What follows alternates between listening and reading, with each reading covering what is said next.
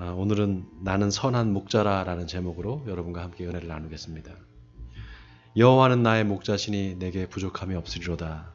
그가 나를 푸른 초장에 누이시며 쉴만한 물가로 인도하신도다. 내 영혼을 소생시키시고 자기 이름을 위하여 의의 길로 인도하시는도다. 시편 23편의 말씀입니다. 이렇게 다윗은 하나님과 우리의 관계를 목자와 양으로 비유를 했습니다. 그런데 참 놀라운 게요. 내 영혼을 소생시키시고 자기 이름을 위하여 의의 길로 인도하신도다. 이 말씀이 참 의미심장합니다. 자기 이름을 위해서, 바로 하나님의 이름을 위해서 우리를 인도하신다는 겁니다. 여러분, 하나님의 이름이 뭡니까?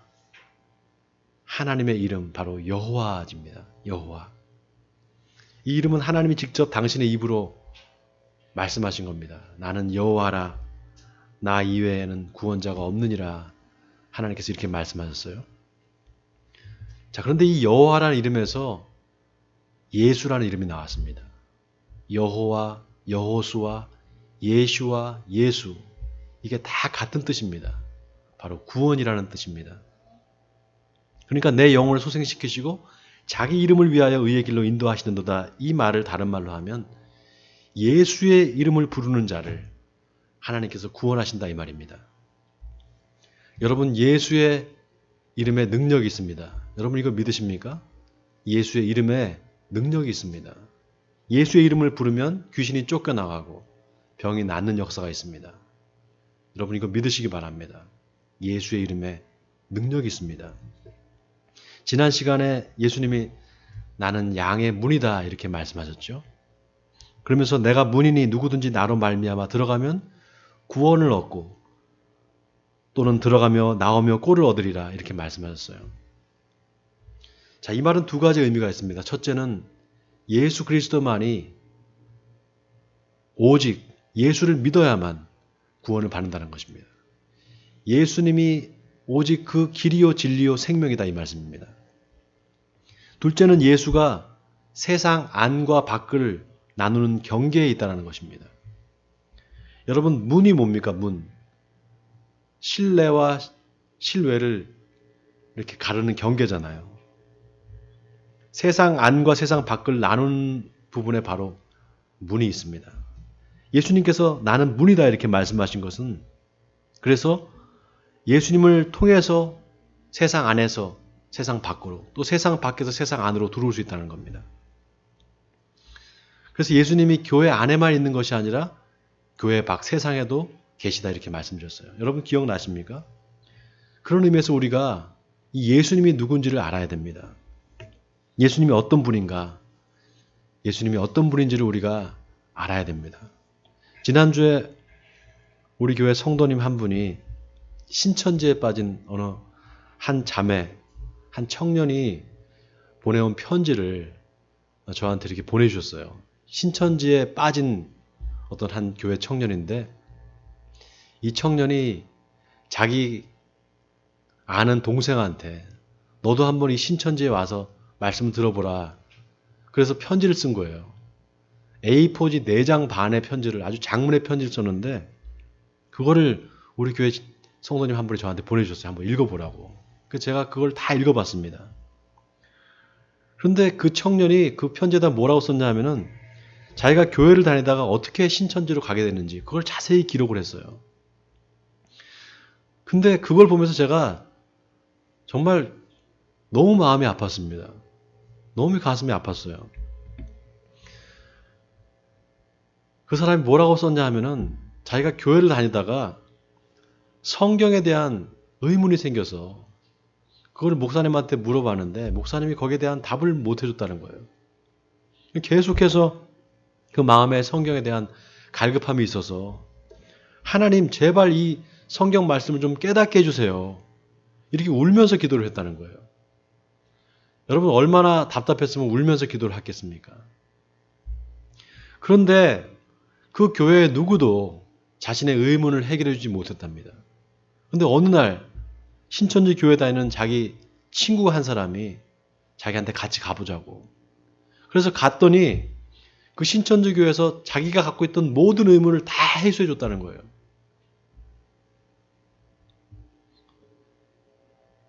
그러면서 뭐라고 말하는가 하면은 구원이라는 게 뭔지 또 진리라는 게 뭔지 그 신천지 교회에서 알았다는 겁니다. 거기서 깨달았다는 거예요. 여러분 이 말은 뭡니까? 교회에서 구원에 대해서 가르치지 않았다는 거예요. 교회에서 구원을 가르치지 않고 뭘 가르쳤냐는 거죠. 그러면 교회에서 진리를 가르치지 않았다는 겁니다. 신천지 교회에서 거기 가서 비로소 진리를 알고 구원을 알았다는 거예요. 여러분 물론 그 신천지 교회에서 가르치는 구원과 진리가 잘못된 거죠. 근데 중요한 건 뭡니까? 교회에서 가르쳐야 될 구원을 신천지가 가르치고 있다는 겁니다. 교회에서 구원에 대한 이야기를 안 하고 있다는 거예요. 정말 통탄할 일입니다, 여러분. 여러분 지금 이 한국 교회가 코로나 때문에 많이 힘들잖아요. 코로나 때문에. 저는 이유가 있다고 생각합니다. 하나님께서 교회 문을 닫아버리신 거예요, 그냥. 제발 쓸데없는 소리 하지 말라는 겁니다. 제발 성경을 가르치라는 거예요. 대부분의 많은 교회들이 성경 본문을 읽습니다. 성경 설교 시간에 설교 본문은 그냥 폼을 읽어요. 그리고 다른 얘기를 해요. 연예인 이야기, 정치 이야기, 또 사회면에 나온 무슨 어떤 사건, 사고에 대한 이야기, 그리고 심리학, 또 뭐 상담. 그러니까 언제 성경 말씀을 듣겠어요? 언제 성경 말씀 듣겠습니까? 그러니까 신천지 교회로 가는 거예요. 그런데도 아직도 정신을 못 차려요, 한국 교회가. 그저 많이 사람들 끌어모아가지고 교회 짓는 거, 거기에만 다 정신이 팔려 있어요. 또 그렇게 교회를 짓는 게 그게 잘 믿는 건 줄 압니다. 성도들도 마찬가지예요. 여러분, 교회는 건물이 아닙니다. 제가 몇 번 말씀드렸지만 교회는 절대 건물이 아니에요. 세상 사람들이 왜 교회를 비판하는 줄 아십니까? 왜 교회 다니는 사람들을 비난하는 줄 아세요? 교회가 세상과 다를 게 없기 때문입니다. 여러분 제가 말씀드렸죠. 교회에 와서 여기가 좋습니다 그러면 어떻게 된다 그랬습니까? 교회가 세상이 된다 그랬잖아요. 교회에 카페도 있고 유치원도 있고 스포츠센터, 심지어는 수영장까지 갖춘 교회도 있습니다. 저 미국에 웨스턴 파크라는 데 가면 웨스트 파크 처치라는 게 있어요. 이름 그대로 공원이에요, 공원. 교회가 공원을 다 사버린 겁니다.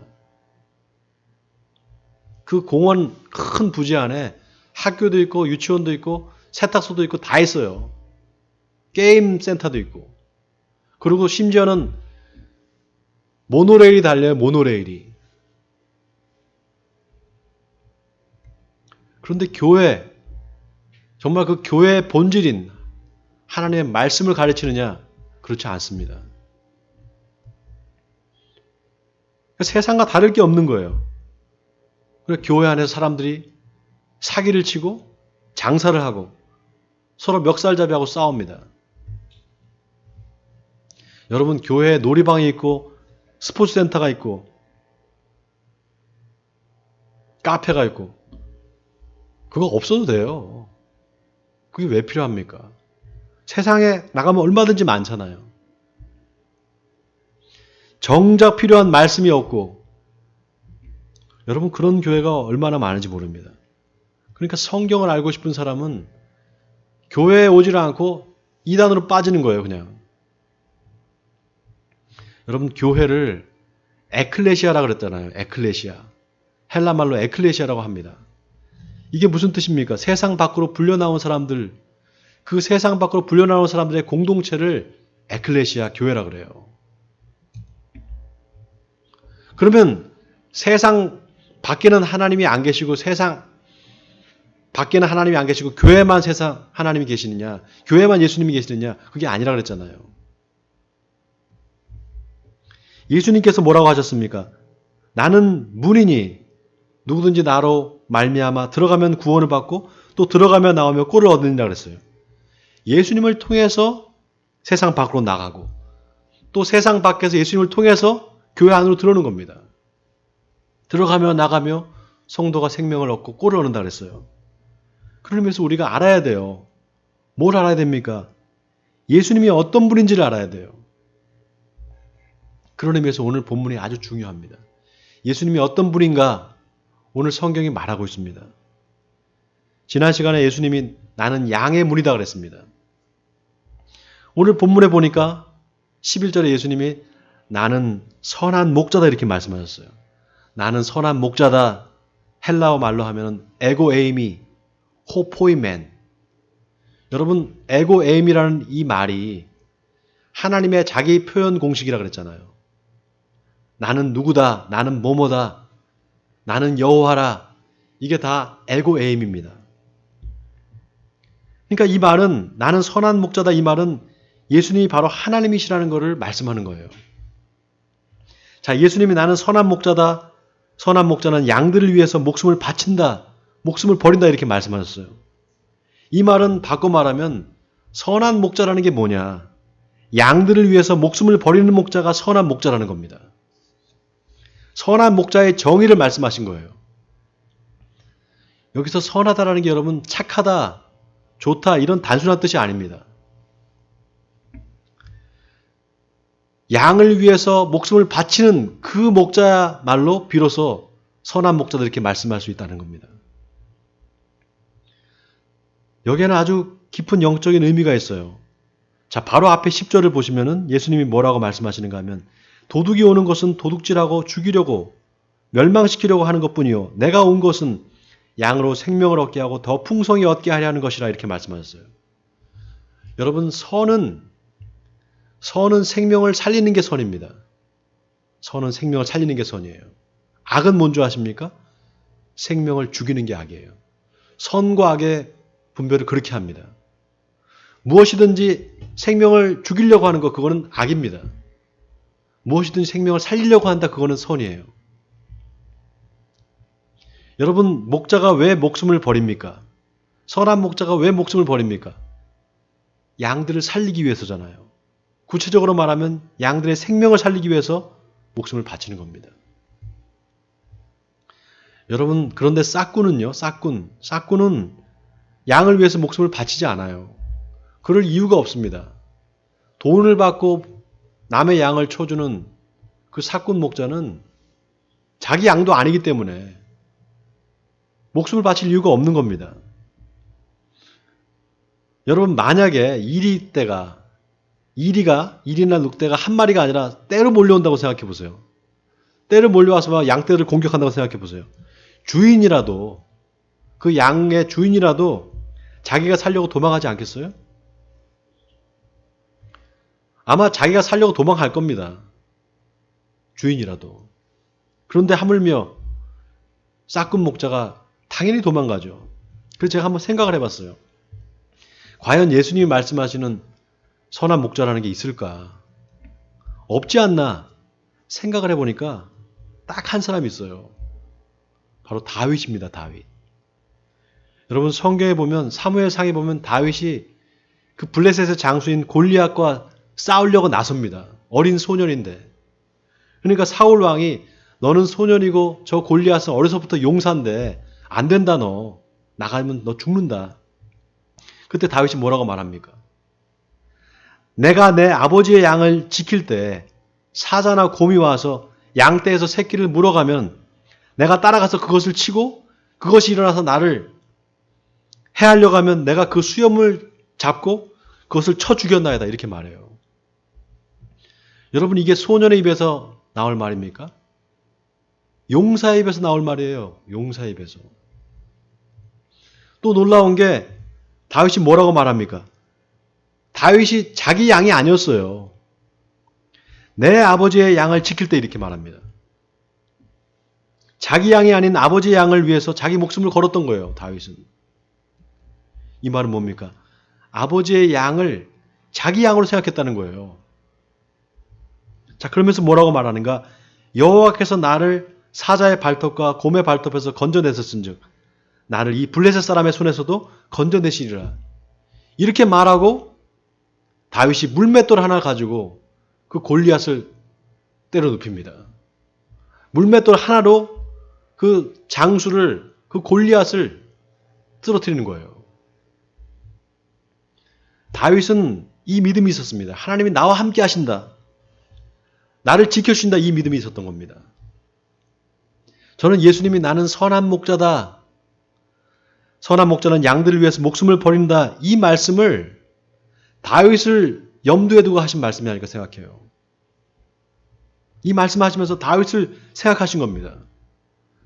그도 그럴 것이 예수님이 뭐라고 말씀하십니까? 자, 오늘 본문 14절과 15절을 우리 같이 한번 읽어볼까요? 14절 15절입니다. 시작. 나는 선한 목자라. 나는 내 양을 알고 양도 나를 아는 것이 아버지께서 나를 아시고 내가 아버지를 아는 것 같으니 나는 양을 위해 목숨을 버리노라. 자, 여기 보세요. 15절에 아버지께서 나를 아시고 내가 아버지를 아는 것 같이 나는 양을 위해서 목숨을 버리노라. 이 말은 내가 양을 위해서 목숨을 버리는 게 아버지가 나를 알고 내가 아버지를 아는 것과 서로 연관이 있다는 거예요. 자, 다시 말씀드릴게요. 나는 양을 위해서 목숨을 버리노라. 이 말은 아버지가 나를 알고 내가 아버지를 아는 것과 관련이 있다는 겁니다. 이 두 개가. 여러분, 여기 안다는 게 뭘까요? 안다. 아버지가 나를 알고 내가 아버지를 안다. 이 안다는 게 뭘까요? 아버지의 뜻을 아들이 알고 아들의 뜻을 아버지가 안다는 겁니다. 서로 무슨 생각을 하는지 아버지와 아들이 서로 안다는 거예요. 그래서 내가 양을 위해서 목숨을 버린다 이 말입니다. 자, 그 다음 16절을 보세요. 그 다음 16절에 보니까 또 이 우리에 들지 아니한 다른 양들이 내게 있어서 내가 인도하여야 할 터이니 그들도 내 음성을 듣고 한 우리가 되어 한 목자에게 있으리라. 자, 여기 이 우리에 들지 아니한 다른 양들이 있다는 거예요. 이게 누굴까요? 유대인들이 아니라 이방인들을 말하는 겁니다. 지금 우리 안에 있는 것은 유대인들이고 다른 양들, 다른 무리는 바로 이방인들을 말하는 겁니다. 그 이방인들을 내가 인도해야 된다. 그리고 그들이 내 음성을 듣고 한 무리가 되어 한 목자에게 있을 거다 이 말입니다. 이 말은 다시 말하면 이방인들에게 복음이 전해지고 그들이 예수님을 믿게 될 것을 말씀하신 겁니다. 그래서 여기 한 목자는 예수님을 말하는 거예요. 이단들이 여기서 이 한 목자에게 있을 거다 이 말을 여기서 한 목자는 예수가 아니라 이만이다. 신천지는 이만이다. 하나님의 교회는 안상홍이 바로 이 한 목자다. 이렇게 말합니다. 여러분, 그게 아닙니다. 예수님을 말씀하시는 거예요. 자, 그런데 보세요. 하나님의 뜻이 유대인들만 구원하시는 게 아니라 이방인들까지 다 구원하시는 것을 하나님께서 원하신다는 겁니다. 그게 아버지의 뜻이라는 거예요. 자, 그런데 더 놀라운 게 17절에 보면 내가 내 목숨을 버리는 것은 그것을 내가 다시 얻기 위함이니 이로 말미암아 아버지께서 나를 사랑하시느니라 그랬어요. 자, 여기 목숨을 버리는 이유가 목숨을 다시 얻기 위함이다. 이 말이 또 아주 의미심장합니다. 마치 죽음이 없으면 부활도 없는 것처럼 죽어야 다시 산다는 거예요. 내가 죽어서 다시 살아날 거다 이 말을 하시는 겁니다. 그리고 그렇게 자신이 죽었다가 다시 부활함을 통해서 하나님이 자신을 사랑한다는 거예요. 이 말은 바꿔 말하면 예수님이 스스로 목숨을 버리는 것이 하나님께서 원하시는 거고 이를 통해서 예수님은 하나님으로부터 사랑을 받게 된다 이 말이에요. 여러분, 세상에 어떤 아버지가 아들이 죽는 걸 바라겠습니까? 세상에 어떤 아버지가 아들이 죽는 걸 바라겠어요? 아마 그런 아버지가 있다면 그 아버지는 친아버지가 아닐 겁니다. 그런데 하나님은 오히려 자기 아들이, 자기 하나밖에 없는 독생자 아들이 십자가에서 죽는 것을 바라셨어요. 내가 목숨을 버리는 건 그것을 다시 얻기 위함이니 이로 말미암아 아버지께서 나를 사랑하시느니라. 이 말이 그 말입니다. 이 말이 그 뜻이에요. 아들이 십자가에서 죽기를 아버지 하나님이 바라셨다는 겁니다. 여러분, 이게 바로 기독교의 사랑입니다. 여러분, 이게 바로 기독교의 사랑이에요. 하나님이 자기 아들을 십자가에 못 박아 죽게 하심으로 인간을 구원하시는 거. 이게 우리를 위한 하나님의 사랑이라는 겁니다. 여러분 너무 지독하지 않습니까? 그 하나님 아버지의 사랑이? 엘리 엘리 라바 사박다니 나의 하나님이여 나의 하나님이 어찌하여 나를 버리셨나이까? 예수님께서 마지막 십자가에서 하신 말씀이었어요. 그 아들의 절규를 들으면서도 그걸 구해주지 않고 그냥 거기서 죽게 만드는 그 하나님의 사랑이 얼마나 지독한 사랑입니까? 자, 그런데 예수님이 또 뭐라고 하십니까? 18절에 이를 내게서 빼앗는 자가 있는 것이 아니라 내가 스스로 버리노라. 나는 버릴 권세도 있고 다시 얻을 권세도 있으니 이 계명은 내 아버지에게서 받았노라. 자, 누가 뺏는 게 아니라 내가 스스로 버린다. 살려면 얼마든지 내가 살 수 있는데 내가 스스로 삶을 포기한다는 겁니다. 왜냐? 자기한테 버릴 권세도 있고 다시 얻을 권세도 있다는 거예요. 여러분, 목숨을 버리면은 그거 다시 얻을 수 있습니까? 목숨 하나밖에 없는데? 그런데 예수님은 다시 버릴 권세도 있고 다시 얻을 권세도 있다는 거예요. 그 권세를 누가 줬느냐? 하나님이 주셨다는 거예요. 자, 여기 오늘 본문에 보면 예수님이 이 계명은 내 아버지에게서 받았노라 그랬어요. 자, 이 계명이 뭘까요? 영어 성경에 보면 커맨드라고 나와 있어요. 명령으로 나와 있습니다. 자, 그러면은 하나님이 명령을 주셨다는 거죠. 그 명령이 뭐라는 겁니까? 내가 너한테 네 생명을 버릴 권세도 주고 다시 얻을 권세도 준다. 그러니 네 마음대로 해라. 이게 명령이었다는 거예요. 여러분, 예수님이 잡히시던 날 밤에 겟세마네 동산에서 땀방울이 핏방울이 되도록 기도하신 내용이 뭐였습니까? 예수님이 기도하신 내용이 뭐였습니까? 하나님이여, 이 잔을 내게서 옮겨주시옵소서. 그러나 내 뜻대로 마시고 아버지의 뜻대로 되기를 원하나이다. 이렇게 예수님께서 기도하셨어요. 내 뜻이 아니라 아버지의 뜻대로 되기를 원하나이다. 아버지의 뜻을 순종하겠다는 겁니다. 오늘 본문에 보면 예수님이 나는 양을 위해서 목숨을 버리노라 이 말씀을 4번씩이나 반복하셔요. 계속 나는 너희를 위해서 죽겠다. 양들을 위해서 내가 죽겠노라. 내가 내 목숨을 버리노라. 계속해서 반복해서 말씀하셨어요. 이건 뭡니까? 예수님이 자기가 십자가에서 죽는 게 아버지의 뜻이라는 걸 알았다는 거예요. 분명하게. 그러나 아버지의 강요에 의해서가 아니라 자발적으로 자기 자유의지로 하나님의 말씀에 순종하겠다는 겁니다. 여러분, 그래서 순종은 내가 하기 싫은데 억지로 따라가는 거 그게 순종이 아닙니다. 순종은 자발적으로 따르는 게 그게 순종입니다. 자, 그럼 예수님이 왜 이렇게까지 하셨을까요? 자기 목숨을 내놓기까지 그 말씀에 순종한 이유가 뭘까요? 예수님이 내가 양을 알고 양도 나를 안다 그러셨습니다. 여러분, 여기 예수님이 내가 양을 안다 이게 무슨 뜻일까요? 목자가 양을 알고 양의 이름을 알고 양이 어떤 상태인지 알고 얘가 어디가 아픈지 얘가 어디가 불편한지 양에 대해서 모든 것을 다 아신다는 겁니다. 다시 말해서 양이 스스로 아무것도 할 수 없는 존재라는 걸 아신다는 거예요. 여러분, 지난주에 제가 그 PPT를 보여드렸잖아요. 양이 자기 스스로 털갈이도 못해요. 심지어 넘어지면 자기 스스로 일어나지도 못합니다. 양은. 버둥버둥 하면서 배에 가스가 차서 결국 죽어요. 목자가 와서 일으켜주기 전까지는 그냥 누워있답니다. 스스로 할 수 있는 게 아무것도 없어요. 목자가 없으면 양은 죽은 목숨이나 마찬가지입니다. 바로 우리가 그런 존재라는 거예요. 이사야서 53장에 이사야가 이렇게 고백했습니다. 그가 찔림은 우리의 허물 때문이요 그가 상함은 우리의 죄악 때문이라. 그가 징계를 받음으로 우리는 평화를 누리고 그가 채찍에 맞음으로 우리는 나음을 받아도다. 우리는 다 양 같아서 그릇 행하여 각기 제 길로 갔거늘 여호와께서는 우리 모두의 죄악을 그에게 담당시키셨도다. 여러분, 하나님의 은혜가 아니면 죽을 수밖에 없는 존재가 바로 우리들입니다. 그런 우리를 하나님께서 사랑하시고 그런 우리를 예수님께서 다 아신다는 겁니다. 그래서 우리를 위해서 목숨을 버리신다는 겁니다. 자, 그런데 보세요. 여기 보면 예수님이 내가 양을 아는 것 같이 양도 나를 안다 그랬습니다. 여러분, 이 말씀이 아주 의미심장한 말씀이에요. 이 말씀이 우리와 예수님의 관계를 말하는 거잖아요.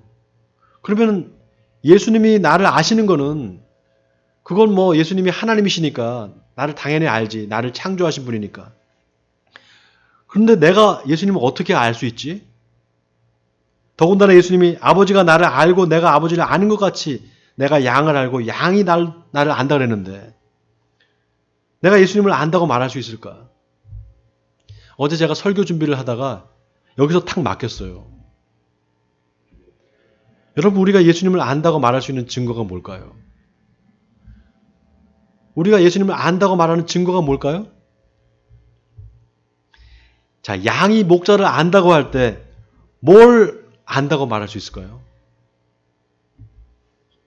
여러분, 양이 목자의 얼굴을 알까요? 시력이 마이너스 10디옵터예요. 양은. 바로 1m 앞에 사물도 구별하지 못합니다. 양은. 눈뜬 장님하고 똑같아요. 근데 어떻게 목자의 얼굴을 알겠어요? 몰라요. 눈으로는 볼 수도 없습니다. 구별이 안 돼요. 양은 오직 목자의 음성만으로 목자를 아는 겁니다. 목자의 음성만으로 목자를 아는 거예요. 이 말은 양이 목자의 음성을 듣고 따라가는 것처럼 우리가 예수님을 안다는 것은 예수님의 말씀을 들을 때 그 말씀에 반응하느냐 반응하지 않느냐 그걸로 안다는 겁니다. 즉 말씀에 순종하느냐 순종하지 않느냐 그거 하나로 안다는 거예요. 그것밖에 없습니다. 그래서 오늘 본문 27절에 보면은 내 양은 내 음성을 들으며 나는 그들을 알며 그들은 나를 따르니라 그랬습니다. 나를 따르느니라 음성을 듣고 따라온다는 거예요. 여러분, 우리가 예수님을 안다는 것은 딱 한 가지입니다. 예수님의 음성을 듣고 쫓아가는 겁니다.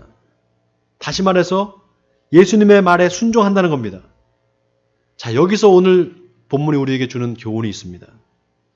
예수님은 선한 목자는 양들을 위해서 목숨을 버린다고 말씀하셨어요. 그리고 그렇게 자기가 양들을 위해서 스스로 목숨을 버리고 다시 얻는 것을 통해서 하나님이 자기를 사랑하신다고 말씀하셨습니다. 이 말을 바꿔 말하면 예수님이 죽어야만 양들이 살 수 있다는 거예요.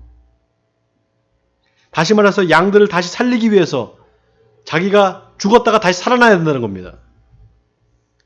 여러분, 세상에 아무리 아버지의 뜻이라도 죽으라고 한다고 죽는 아들이 있습니까? 너 죽어. 너 좀 죽어야 되겠다. 이런다고 죽는 아들이 있어요? 그런 아들 없습니다. 자기 목숨이 소중하기 때문에. 그런데 예수님은 그 하나님의 말씀에 순종했어요. 왜냐? 우리를 사랑했기 때문입니다. 우리를 사랑하시기 때문이에요. 그래서 십자가의 사건은 십자가에 예수님이 돌아가신 그 사건은 하나님의 아버지가 아들의 죽음을 통해서 사랑이 뭔지를 우리에게 보여준 사건입니다. 또 그 십자가의 사건은 아들이 아버지의 뜻을 자기 뜻으로 받아들이는 순종을 통해서 하나님의 사랑이 뭔지를 보여준 사건이에요. 바로 사랑은 자기 목숨을 내어줄 수 있어야 그게 진짜 사랑이라는 겁니다. 자기 목숨을 내어줄 수 있어야 그게 진정한 사랑이라는 겁니다. 사랑하는 성도 여러분, 바로 그 십자가의 사건으로 우리를 향한 하나님의 사랑은 이미 증명된 겁니다. 이미 확증된 겁니다. 바로 그 사랑을 저와 여러분이 받았습니다. 이제는 우리가 받은 그 사랑을 하나님께 갚아드려야 될 때입니다. 어떻게 그 사랑을 갚을 수가 있을까요? 그거는 예수님이 십자가에 돌아가신 것처럼 우리도 예수님과 같이 십자가에서 죽는 겁니다. 그래서 사도 바울은 내가 그리스도와 함께 십자가에 못 박혔나니 이제 내가 사는 것이 아니요 내 안에 그리스도께서 사시는 거라고 고백했습니다. 내가 죽어야 된다는 거예요. 십자가와 함께 죽어야 된다는 거예요. 예수님과 함께 십자가에 못 박혀 죽어야 된다는 겁니다. 사랑하는 성도 여러분, 죽지 않으면 부활도 없습니다. 이제 이번 주가 지나면 다음 주가 종료주일입니다. 여러분, 이 종료주일은 예수님이 고난받기 위해서 예루살렘에 입성할 때 유대인들이 종려나무 가지를 꺾어서 흔들면서 호산나 다윗의 자손이여, 호산나 주의 이름으로 오시는 이여, 이렇게 환영했다 그래서 그 종료주일이라고 합니다. 그 종료주일이 끝나고 바로 고난주간이 시작됩니다. 예수님께서 십자가에 달려 돌아가시기까지 일주일의 마지막 그 일주일의 기간이 바로 고난주간입니다. 사도 바울은 내가 그리스도와 그 부활의 권능과 그 고난에 참여함을 알고자 하여 그의 죽으심을 본받아 어떻게 해서든지 죽은 자 가운데서 부활에 이르려 한다, 이렇게 고백을 했습니다. 사랑하는 성도 여러분, 원하기는 사도 바울의 고백이 저와 여러분의 고백이 되길 바랍니다. 그래서 바울처럼 예수님과 함께 십자가에서 죽고 다시 부활해서 예수님과 함께 영원토록 동행하는 삶을 사시는 저와 여러분이 되시기를 주님의 이름으로 간절히 축원드립니다.